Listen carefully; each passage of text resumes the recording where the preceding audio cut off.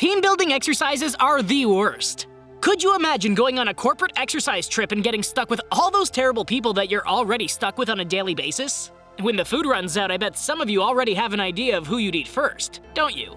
That'll make sense a little later. This is 2019's Corporate Animals. Spoiler alert, while I might be giving you my opinion on the film, that's no substitute for watching it for yourself. Links to the film are in the description. And for those of you that need to hear this is just a movie. All stunts are for the sake of story and shouldn't be attempted on your own. Viewer discretion is advised. We open up with a commercial.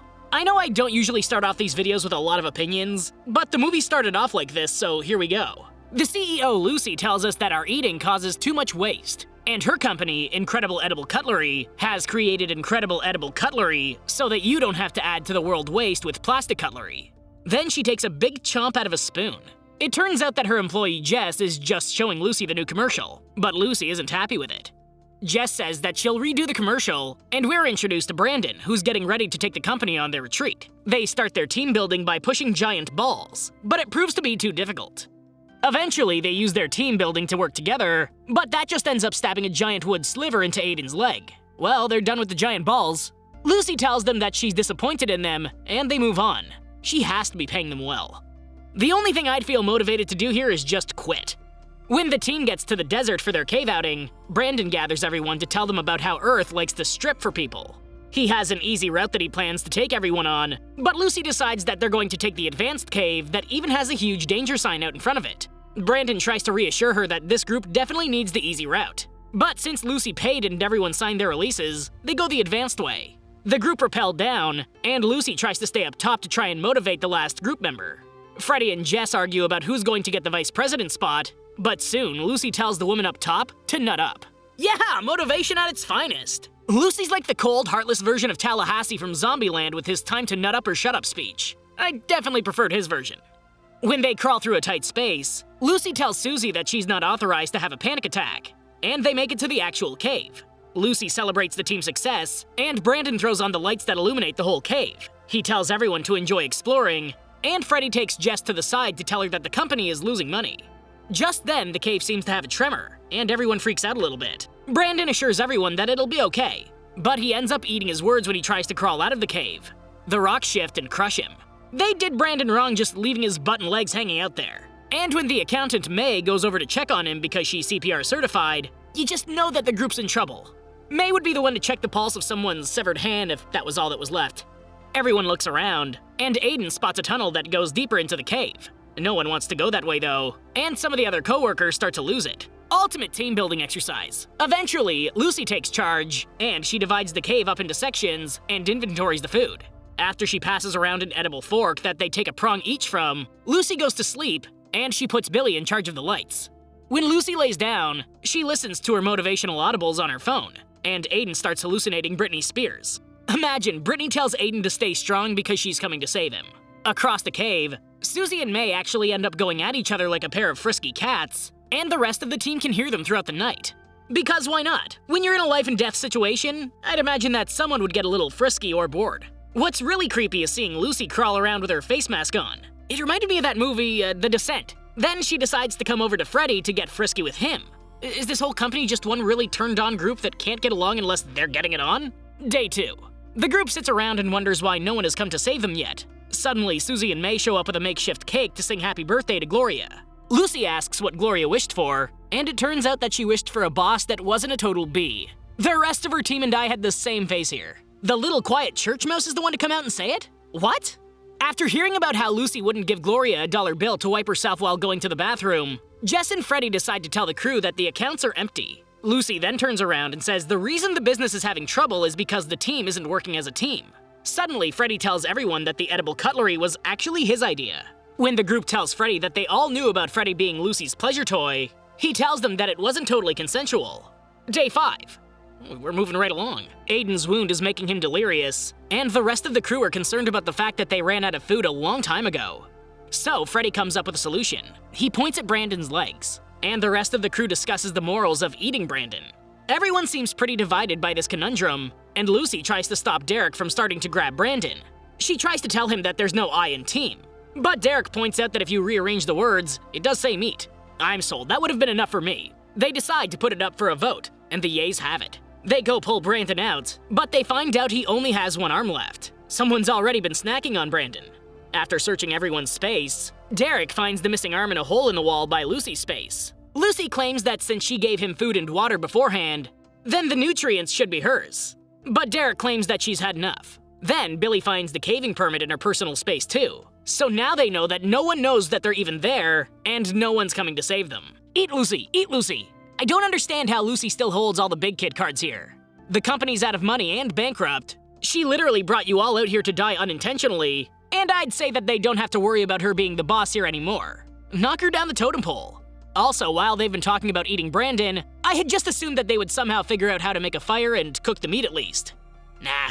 Jess just dives right in and bites a big chunk out of his socket joint. Day 6. Well, Brandon is gone. Some of the others are trying to create a pulley system, and Lucy's trying to defend herself to the group. Nothing she says seems to help her situation though. Suddenly the lights go out. Lucy ends up being the only one with a working headlight, and they take it. Luckily for everyone, Aiden has a wearable arm charger that charges things when he strokes his arm up and down. Now, this is a genius product, and with some people out there, it could solve the energy crisis. It's called the Wank Band. Why isn't this being worked on right now? They could power the Earth with a handful of people. Get it? Handful. Moving on. Freddy thinks that they should try to find the tunnel that Aiden found earlier, and he tries to convince Billy to give him the headlamp. Freddy and Jess notice that they're getting along quite well, and they head deeper into the cave system while leaving Aiden to illuminate the cave for the others. Whatever, it's working. That is genius equipment. Freddy, Jess, and Billy delve deeper into the cave, and they come to a point where Freddy has to jump. After that, they find water and Billy goes straight for it. Jess tries to question if the water is pure enough for them to drink, but Freddy says that it's what Evian is made of. Then they find that there are newts in the water, and Freddy and Billy start eating them. Back in the main cave, May confronts Susie about sleeping with Brandon one night after a company meeting, and she doesn't think that she can continue the love affair they've been having in the cave. May tries to say that there are reminders of Brandon everywhere. Meanwhile, Aiden's running out of energy, so that means everyone is.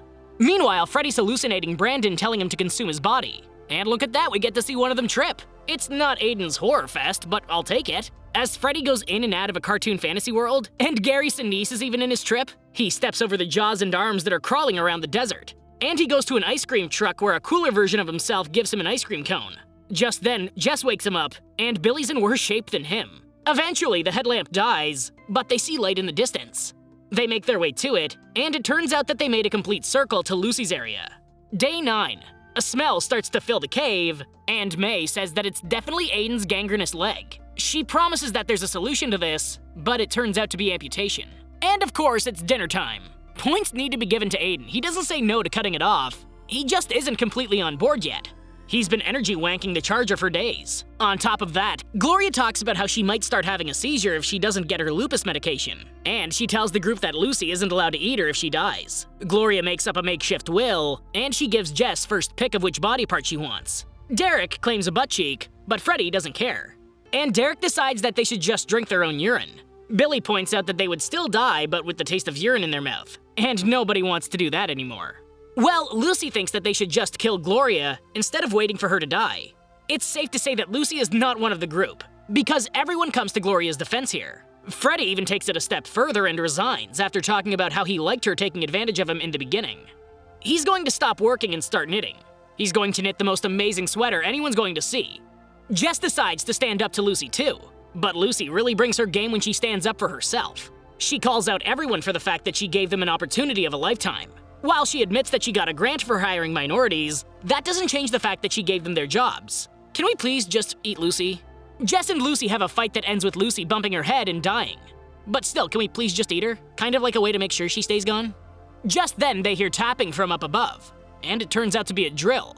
Everyone celebrates, and it turns out that Lucy isn't dead yet. Lucy calls Freddy down to her, and she tells him that she's going to rat him out for throwing her off of Jess. That's manslaughter. Freddy tells Jess what Lucy just said, and Jess calls a business meeting. Freddy tries to give Lucy some comforting thoughts while the others go about coming up with a way to roll a huge boulder onto her. Hey, they finally figured out how to work as a team to move the big ball! Just like before! Meanwhile, Aiden is still going. Fantastic! Now that Lucy's gone, the team cheers as the roof of the cave opens up thanks to the giant drill. Everyone gets pulled up to the surface, and they pig out on a table full of snacks and drinks. When the press shows up to interview the survivors, They wind up telling the press that they had to eat Brandon, and Brandon's wife asks why they ate him. They tell her that he actually saved them, and they assure her that they didn't eat him alive. Apparently that was good enough because his wife walks off with a big smile on her face. Wow. After talking about how Lucy's accident was such a tragic moment, the credits roll. This ended up being surprisingly fun, and I definitely recommend it to anyone that likes dark comedy. There's plenty of dry, dark humor here to satisfy any fans. Give it a shot. Thanks for watching, and I hope you enjoyed the video. Don't forget to like and subscribe for more like this one. Comment what you think I should watch next, and I'll see you in the next video.